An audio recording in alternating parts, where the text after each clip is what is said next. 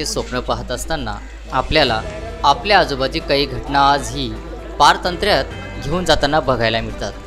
अशीच एक घटना जामनेर तालुक्यातील पिंपळगाव कमानी ग्रामपंचायतचा भोंगळ कारभार आपल्याला बघायला मिळतो। पिण्याच्या पाण्याची पाईपलाईनचा व्हाल चक्क गटारीतून टाकून त्याद्वारे ग्रामस्थांना दररोज पाणी दिले जाते। या पाण्यामुळे ग्रामस्थांचे आरोग्य धोक्यात आल्याची परिस्थिती देखील या गावात दिसून येत आहे।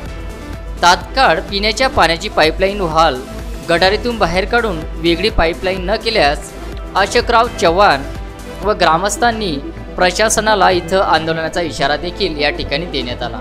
जामनेर तालुक्यातील पिंपळगाव कमानी येथे वार्ड क्रमांक 2 मध्ये गटारीतून पिण्याच्या पाण्याची पाईपलाईन व पाण्याचा व्हाल जोडला आहे।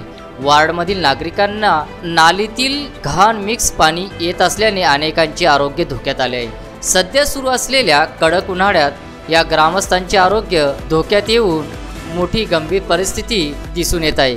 ग्रामपंचायत प्रशासन मात्र या विषयाकडे अंधा कानूनप्रमाणे पाहत असल्याचे भासवत आहे व ढोंग करीत आहे।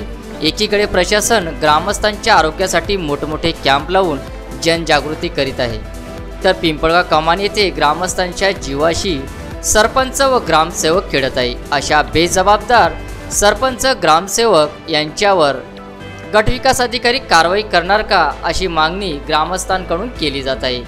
ग्रामपंचायत प्रशासनाने या वार्डमधील नागरिकांच्या आरोग्याशी खेळणे बंद करावे आणि वार्डमधील सर्व गटारी, पाण्याची पाईपलाईन आणि व्हाल त्वरित दुरुस्त करावे, अन्यथा सर्व ग्रामस्थ ग्रामपंचायत, तहसीलदार कार्यालय व जिल्हा परिषद कार्यालय आणि जळगाव जिल्हाधिकारी यांना याबाबतीत सविस्तर निवेदन देऊन ग्रामपंचायत प्रशासन विरोधात आंदोलन करेल, असा इशारा जय सेवालाल बहुउद्देशीय संस्थेचे संस्थापक अध्यक्ष अशोकभाऊ चव्हाण, संस्थेचे विद्यमान संचालक तथा उपसरपंच संदीप भाऊ राठोड, ग्रामपंचायत सदस्या सो अनुसया चव्हाण, संस्थेचे संचालक प्रवीण भाऊ चव्हाण, भारत चव्हाण, बबलू राठोड यांनी यावेळेस प्रतिक्रिया देताना कळविले।